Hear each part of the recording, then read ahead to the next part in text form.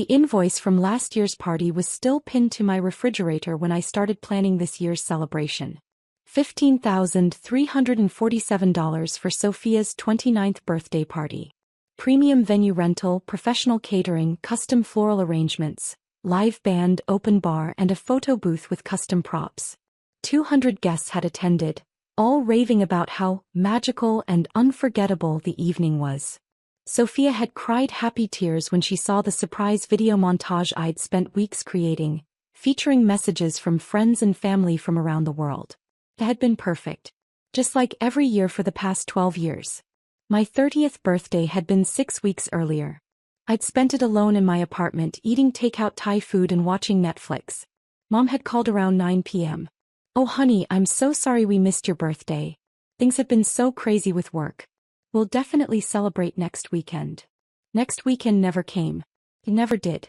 But here I was again 3 months later, planning Sophia's 30th birthday celebration because this is such a milestone, and we need to make it extra special. "I'm thinking something elegant this year," Mom said during our planning meeting at her kitchen table. "Sophia's been working so hard at the marketing firm and she just got that promotion. She deserves something really spectacular." Dad nodded, flipping through venue brochures I'd printed out.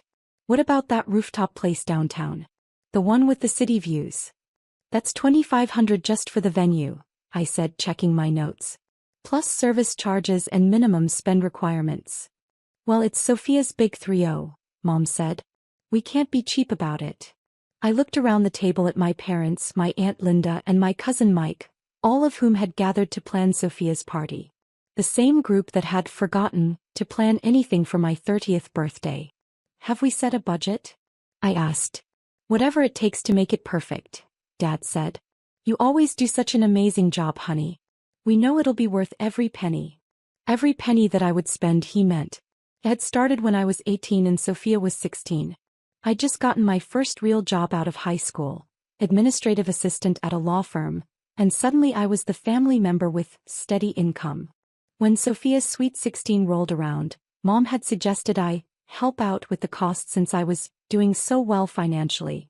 What started as contributing a few $100s had gradually become planning and paying for the entire celebration. Every year the expectations got bigger. Every year I spent more money I couldn't really afford on parties that got more elaborate. And every year my own birthday got smaller and quieter until it disappeared entirely. "I'll start calling venues tomorrow," I said, already resigned to another year of financial stress and months of planning. "You're such a good sister," Mom said, squeezing my hand. "Sophia is so lucky to have you." That night I sat in my apartment and calculated the damage from the past 12 years of birthday parties. My conservative estimate was $180,000. $180,000 of my money spent on celebrations for a sister who had never once offered to help plan or pay for my birthday. I pulled out my laptop and started making a different kind of list. Year 1. Sophia's Sweet 16. Cost: $4,200. My birthday, forgotten because we were so exhausted from party planning. Year 2. Sophia's senior year celebration. Cost: $8,500. My birthday, let's do something low-key next weekend, that never happened. Year 3. Sophia's high school graduation party. Cost: $12,000. My birthday, we thought you'd want something more mature than a big party. I kept going year after year, documenting the growing extravagance of Sophia's celebrations and the complete absence of my own. By the time I finished the list I was shaking. 12 years. 12 birthdays ignored, minimized, or postponed indefinitely while I bankrupted myself creating magical memories for someone who had never once asked what I might want for my own special day. But what really made me angry wasn't the money as much as that hurt. It was the patterns I could see clearly now that I'd written it all down. Every year Sophia's guest list got longer. Every year the expectations got higher. Every year my family treated my financial contribution like an entitlement rather than a generous gift. And every year when I tried to bring up my own birthday there was always an excuse. "You're so independent, we didn't think you needed a big celebration. You're not really a party person anyway. We'll do something special next year when we're not so busy. Birthdays are more important when you're younger." I'd believed these excuses for 12 years. I'd told myself that I was being mature, that I was being selfless, that I was being a good sister by prioritizing Sophia's happiness over my own desire to feel celebrated and appreciated. But looking at the numbers, seeing the pattern laid out so clearly, I realized something that made my stomach hurt. My family had trained me to believe that my birthday didn't matter so they could justify spending my money on Sophia's. The next morning, I called the rooftop venue and made a reservation for Sophia's 30th birthday party. 200 guests, premium package, open bar, the works. The deposit alone was $3,000. Then I called my event planner, Maria, who had helped coordinate the last few years of parties. Same thing as last year? Maria asked. Actually, I want to make this one extra special, I said. It's Sophia's 30th, so let's pull out all the stops. What's the budget? $25,000. There was a pause. That's quite a bit more than usual. I know. But I want this to be unforgettable.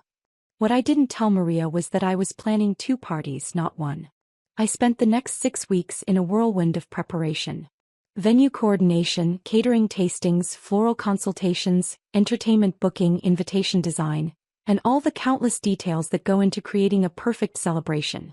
My family was thrilled with the progress reports. This sounds incredible, Sophia said when I showed her the menu options. I can't believe you're doing all this for me. It's going to be the party of the year, Dad said, looking at the entertainment lineup I'd arranged. Everyone's going to be so jealous, Mom added. Throughout all the planning, no one mentioned my upcoming birthday. June 15th was 3 weeks before Sophia's July 6th celebration, and it passed without acknowledgement just like every year. I spent my 31st birthday at the venue, doing the final walkthrough with vendors and confirming last-minute details for Sophia's party. But this year was different. This year I had my own plans. While I was publicly planning Sophia's celebration, I was privately planning something else entirely. I'd contacted a yacht charter company and reserved their premium vessel for July 6th, the same date as Sophia's party. I'd also been having some very interesting conversations with Sophia's friends and our extended family. You know, I'd mentioned casually to Sophia's college roommate Jennifer during one of our planning calls. I've been thinking about how much money I've spent on these parties over the years. It's been over $180,000. Wait, what? Jennifer had said. You've been paying for all of these? Every year for 12 years. Venue, catering, entertainment, decorations, everything. I had no idea. I thought your parents. Nope. Just me. Similar conversations happened with other family members, with Sophia's co-workers, and with friends who had attended multiple birthday parties over the years. I wasn't complaining or asking for sympathy. I was just sharing facts. By the week of the party, quite a few people had quietly asked me about the financial arrangement and expressed surprise that I'd been covering everything myself for over a decade. Some of them also asked about my own birthday celebrations. Funny thing, I'd said to my cousin Rachel, I can't actually remember the last time I had a birthday party. My family always seems to forget. The day before Sophia's party, I confirmed all the final details with the venue. Everything was perfect. The flowers would be delivered at 2 p.m. The catering staff would arrive at 4 p.m. The band would set up by 6 p.m. The bar would open at 7 p.m. I also confirmed the details for my own celebration. The yacht would be ready for departure at 6 p.m. sharp. That morning I had one final conversation with my family. I'm so excited I can barely sleep, Sophia said when I called her. Thank you so much for making this happen, Jess. I know how much work you put into these parties. It's my pleasure, I said. You deserve to have a perfect celebration. Are you sure you don't need help with anything last minute? I feel bad that you always do everything yourself. For a moment I almost wavered. Sophia sounded genuinely grateful, genuinely concerned about the work I was doing. Then I remembered the 12 years of forgotten birthdays and the $180,000 I'd spent creating magical memories for someone who had never once thought to create any for me. No, I've got everything handled, I said. Just show up and have fun. What about you?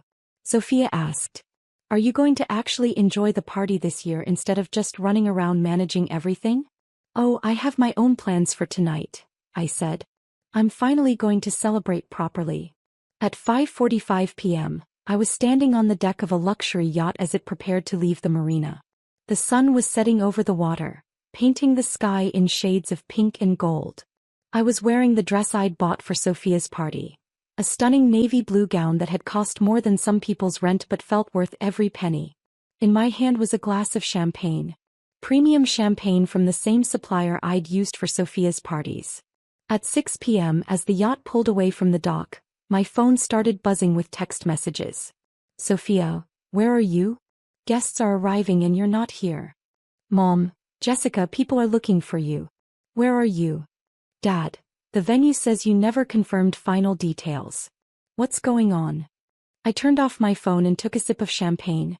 Because here's what my family didn't know. I had confirmed all the final details with the venue. I'd confirmed that the reservation was cancelled and all deposits were forfeited. I'd confirmed that the catering was cancelled.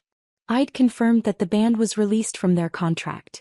I'd confirmed that the flowers would not be delivered. I'd confirmed that Sophia's 200 guests would arrive at an elegant rooftop venue to find locked doors and no party.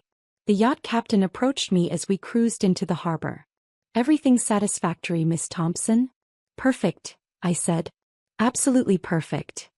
I'd chartered the yacht for just myself, which probably seemed excessive to the crew. But after 12 years of throwing parties for hundreds of people who barely acknowledged my existence, celebrating alone felt exactly right. As we sailed into the sunset, I thought about what was probably happening at the venue. Sophia arriving in the dress we'd picked out together, expecting to walk into her dream celebration. My parents frantically calling me, trying to figure out where I was and why nothing was set up. 200 guests standing outside a locked venue, confused and disappointed. I felt a moment of guilt, then remembered spending my 31st birthday alone in that same venue, checking that every detail was perfect for someone who had never once returned the favor.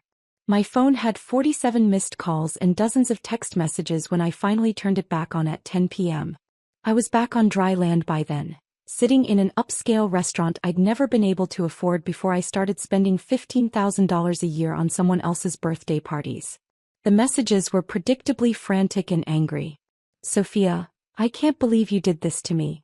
This was supposed to be my special day. Mom, 200 people showed up to nothing. How could you embarrass us like this? Dad, this is unacceptable behavior. We need to talk immediately. Aunt Linda, everyone is asking what happened. This is humiliating for the whole family. But there were other messages too. Messages that surprised me. Jennifer, Sophia's college friend, I hope you're okay. After our conversation about the money, I understand why you needed to make a point. My cousin Mike, honestly, it's about time someone called out how unfairly they treat you. Rachel, I'm proud of you for finally standing up for yourself. Even some of Sophia's co-workers had reached out. We had no idea you'd been paying for everything. The way your family takes you for granted isn't okay. I spent Sunday morning at a spa, getting a massage and facial that cost less than the floral arrangements for one of Sophia's parties. My phone continued buzzing with increasingly angry messages from my immediate family. Monday morning I called in sick to work and drove to my parents' house. They were waiting for me in the living room along with Sophia, who looked like she'd been crying. Sit down, Dad said in his most serious voice. We need to discuss what happened Saturday night. I celebrated my birthday, I said, taking a seat across from them. You sabotaged your sister's birthday party, Mom said. 200 people were left standing outside a locked venue because you threw a tantrum. I didn't throw a tantrum. I made a choice. What kind of choice was that? Sophia asked. To humiliate me in front of everyone I know? I pulled a folder out of my bag and set it on the coffee table. Inside was every receipt, every bank statement, every contract from 12 years of birthday parties. The choice to stop spending my money on celebrations for someone who has never once celebrated me. I opened the folder and began laying out documents. Year 1, $4,200. Year 2, $8,500. Year 3, $12,000. I continued through the list, placing each year's receipts in chronological order. The total amount I have spent on Sophia's birthday parties over 12 years is $184,637. The room went quiet. Now, I continued, let me show you what my family has spent on my birthdays during that same period. I pulled out a much smaller stack of papers. Receipts for the occasional birthday dinner that I had paid for myself. A few greeting cards. Nothing else. The total amount this family has spent celebrating my birthday in 12 years is approximately $300. All of which I reimbursed you for. I let that sink in for a moment. $184,000 for Sophia. $300 for me. And even then, you made me pay for my own celebration. Money isn't everything, Mom said weakly. You're right. So let's talk about effort and attention. I pulled out my phone and opened the photo album I'd created. These are photos from Sophia's parties. Every year the whole family participates in planning and celebrating. Everyone's there, everyone's engaged, everyone makes sure she feels special. I scrolled through 12 years of party photos. Sophia surrounded by family and friends, everyone focused on making her day perfect. These are photos from my birthdays. I showed them an album with 6 photos total. Me alone at restaurants. Me alone at home. Me alone, always alone on what should have been my special day. I have more photos of myself at Sophia's birthday parties than I do of my own birthdays. Sophia was crying now. I didn't realize. You didn't realize because you never asked. None of you ever asked. We thought you preferred low-key celebrations, Dad said. Based on what? When did I ever say that? He couldn't answer. The truth is, you convinced yourselves I didn't need celebrations so you could justify spending my money on elaborate parties for Sophia without feeling guilty about neglecting me. That's not true, Mom protested. Really? When was the last time anyone in this room asked me what I wanted for my birthday? Silence. When was the last time anyone planned anything for my birthday without me having to arrange it myself? More silence. When was the last time anyone spent their own money on my celebration instead of expecting me to pay for my own birthday dinner? The silence stretched long enough to become uncomfortable. I have been financing my own sister's lifestyle for 12 years while my own family treats my birthday like an inconvenience to be ignored, I said. And when I finally decided to celebrate myself instead of her, you called it sabotage. But all those people, Sophia said. They were so confused and disappointed. Were you confused and disappointed when I spent my 30th birthday alone? When I spent my 29th birthday alone? When I spent every birthday for 12 years alone while you had elaborate celebrations that I paid for? I thought you wanted it that way. I wanted it that way. I wanted to be ignored and forgotten while spending my savings on parties for other people. Sophia looked genuinely stricken. No, that's not. I mean, Sophia, you're 30 years old. You have a successful career and your own income. When exactly were you planning to start paying for your own birthday parties? I never thought about it. You always handled everything. Because no one ever asked if I wanted to handle everything. You all just expected it. I stood up and started gathering my documents. Where are you going? Mom asked. I'm done, I said. I'm done spending my money on people who don't value me. I'm done sacrificing my own happiness for a family that takes me for granted. And I'm done pretending that any of this is normal or acceptable. You can't just walk away from your family, Dad said. Watch me. I headed toward the door then turned back. For what it's worth, the yacht was beautiful. I had champagne and dinner on the water while watching the sunset. It was the best birthday celebration I've had in 12 years. And it cost less than the floral arrangements for one of Sophia's parties. I left them sitting in the living room, surrounded by the evidence of 12 years of financial and emotional exploitation. The next few weeks were difficult. My parents alternated between angry phone calls demanding I make things right, and guilt trips about abandoning the family. Sophia went through phases of anger, denial, and what seemed like genuine remorse. Extended family members took sides. Some supported my decision to finally set boundaries. Others thought I had gone too far, that I should have found a way to address the problem without humiliating Sophia. But the most interesting conversations were with Sophia's friends and co-workers, many of whom reached out to me directly. I had no idea you were paying for everything, Jennifer told me during a coffee meetup. Sophia always talked about these parties like your parents were throwing them for her. Did she ever mention my birthdays? I asked. Jennifer thought for a moment. Actually, no. I don't think she ever mentioned your birthday at all. That conversation was repeated with a dozen other people over the following weeks. People who had attended years of elaborate birthday parties had no idea I was funding them, and most had never heard Sophia mention my birthday even once. The financial impact of stopping the party payments was immediate and dramatic. For the first time in 12 years, I had money left over at the end of the month. I started a savings account. I paid off credit cards. I booked a vacation to Italy that I'd been dreaming about but could never afford.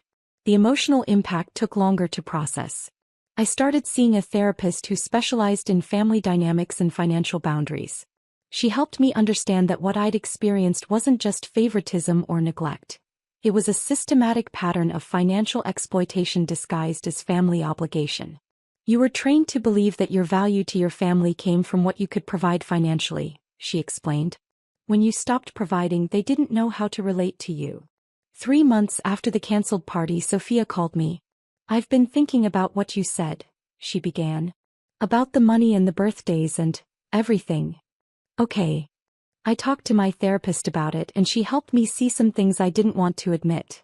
Sophia had started therapy after what she called the worst birthday of my life, had forced her to examine her relationship with family and money.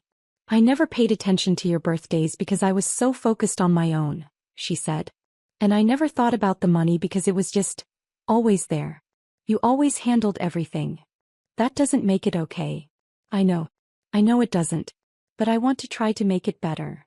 "How?" "I've been calculating what I owe you. For the parties but also for interest and opportunity cost. My therapist helped me understand that you didn't just spend money on me, you gave up things you could have done with that money." She had done the math more carefully than I had. With compound interest calculated at a conservative rate, my investment in her birthday parties could have grown to over $250,000 if I'd put the money in index funds instead. "I can't pay you back all at once," Sophia continued. "But I want to set up a payment plan. And I want to throw you a birthday party. A real one that I plan and pay for myself." "Sophia, I know it doesn't fix 12 years of being selfish and thoughtless. But I want to try." We talked for over an hour. Sophia had clearly been thinking deeply about our family dynamics, her own behavior, and the impact of 12 years of one-sided celebration. She kept her word. 2 months later, she threw me a birthday party that she had planned and paid for entirely herself. It was smaller than her usual celebrations, about 50 people instead of 200, but it was thoughtful and personal in ways her parties had never been. She'd made a photo slideshow of my life, not just family photos but pictures of my achievements, my travels, my interests. She'd hired a local band that played songs I actually liked instead of whatever was trendy. She'd arranged for a cake from my favorite bakery instead of the most expensive option. The party cost her about $8,000, still a significant amount, but much less than what I'd been spending on her celebrations. More importantly, she'd put thought and effort into making it about me rather than just throwing an expensive event. "This is what a birthday party should feel like," she told me during her speech that night. "Like the people who love you have been paying attention to who you are and what makes you happy." My parents attended the party, though our relationship remained strained. They still struggled with the idea that I had overreacted by canceling Sophia's party, but they couldn't argue with the evidence of how differently they'd treated us. "We never meant to play favorites," Mom said during one awkward conversation. "Intention doesn't matter if the impact is harmful," I replied. And the impact was that I spent 12 years feeling invisible in my own family. Today, 2 years later, our family dynamics have fundamentally changed. Sophia has thrown 2 more birthday parties for me, each one thoughtful and personal. She's also scaled back her own celebrations significantly. Last year's party was a dinner for 20 close friends that cost less than $3,000. More importantly, she pays for her own celebrations now and has started a repayment plan for the money I spent over the years. She sends me $500 a month along with a note updating me on her life and thanking me for my patience while she learns to be a better sister. My parents have slowly acknowledged that their treatment of me wasn't fair, though they still maintain that I could have handled the situation more maturely. They've started remembering my birthday, though their efforts feel somewhat obligatory rather than genuine. The extended family has mostly accepted that I set necessary boundaries, though some relatives still think I was too harsh. I've learned to be okay with their disapproval. Most importantly, I've learned to value my own celebration and happiness as much as I valued everyone else's. I threw myself an elaborate 30-second birthday party this year. Planned it myself, paid for it myself, invited people who genuinely care about me. It was everything I'd wanted for 12 years. genuine celebration, thoughtful attention, and the feeling of being truly appreciated by people who love me. The yacht was nice, but being surrounded by people who actually see and value me was even better. Sometimes the best gift you can give yourself is refusing to accept less than you deserve, even if it means disappointing people who have grown comfortable taking advantage of your generosity. My birthday matters. I matter. And anyone who can't celebrate that doesn't deserve a place at my table.